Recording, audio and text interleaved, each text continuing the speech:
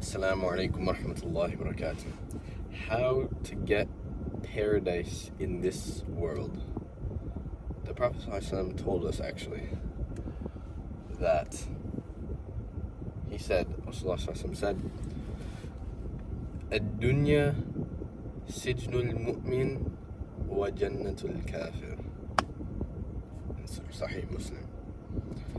The dunya, this lowly life, is the prison of the believer, and the Jannah, the paradise of the disbeliever. SubhanAllah. A lot of times when us, especially us young, mashallah men, when we think about this world, we have high aspirations, and alhamdulillah, we should have high aspirations. We should think extremely big. As Rasulullah said, when you ask Allah for something, i.e. like Jannah, when you ask Allah for Jannah, ask Him for Firdaus. Ask Him for the highest level of Jannah. Don't ask for just the measly bottom. That you get adab al-qabr, fitnat al-qabr. You have to go through the torment of Yawm al-Qiyamah. No, ask for Allah subhanahu wa ta'ala to be of those shade on Yawm al-Qiyamah. Those who don't have have to go through the fitnah al-qabr, the adab al-qabr, the punishment of the grave and the fitna of the grave, and those who don't have to go through hisab.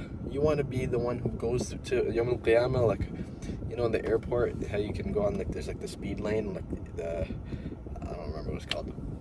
The TSA pass, I think a TSA pass that you can just skip by everyone, or if you have a wheelchair, like a handicapped person, like your grandpa or something, you want to be that person that goes on the side, right? So you make dua to Allah subhanahu wa ta'ala that you're that guy on the side.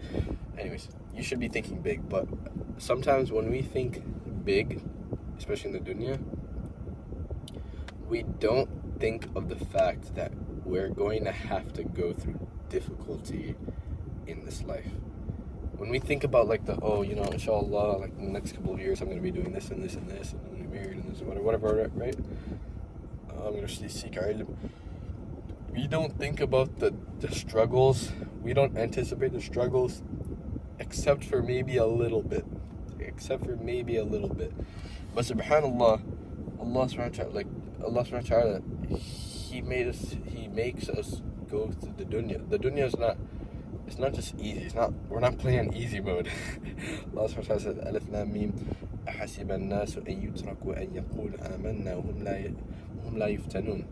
Do the people think that they're going to be left to say I believe in God, I believe in God, and go to Jannah without being tested, without yuftanun, fitna, coming from the burning of gold?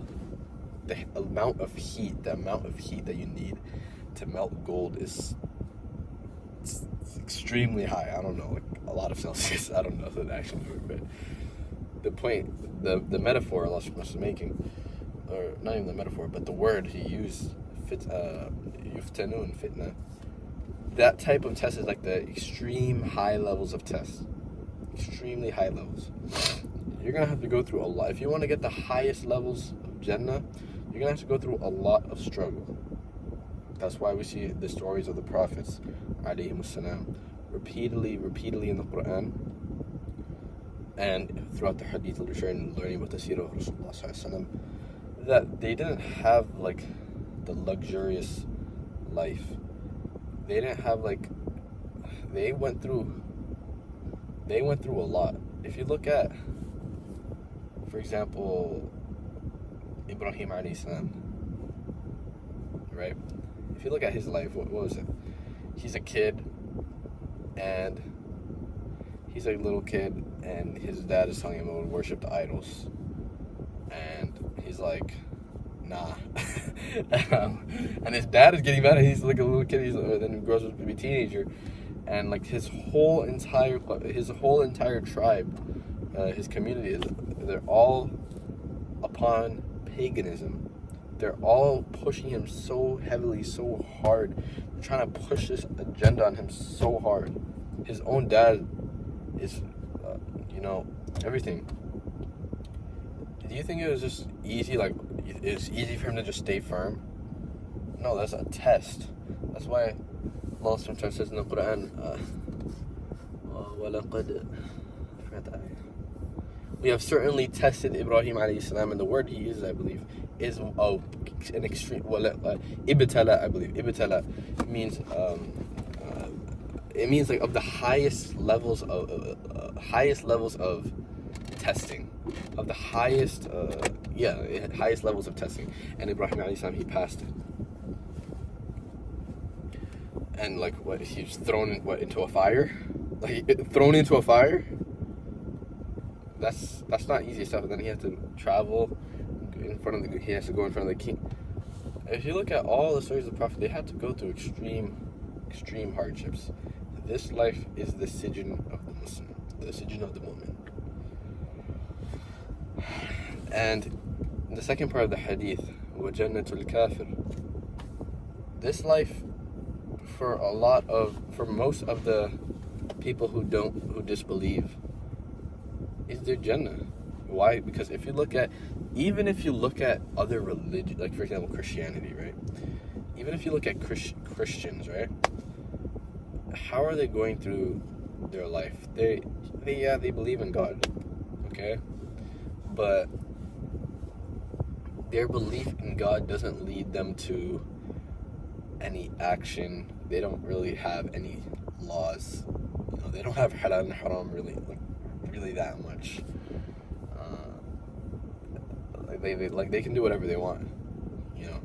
You'll have, for example, if you look at a Muslim woman, who is on her deen, then she's wearing the hijab, even though it might be really hot outside and she's sweating. Like, it's annoying to wear all that type of stuff in the hot. But a Christian woman who's going out, it looks like literally you can't really tell the difference between a Christian woman and like some random other woman. They'll wear whatever, shorts, this, that, and the other. So like, that's an example of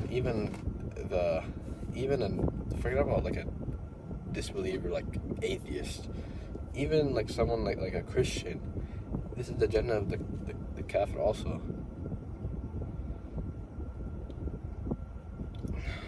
So I hope these insights were alhamdulillah beneficial as a reminder. Wassalamu alaikum wa rahmatullahi wa barakatuh.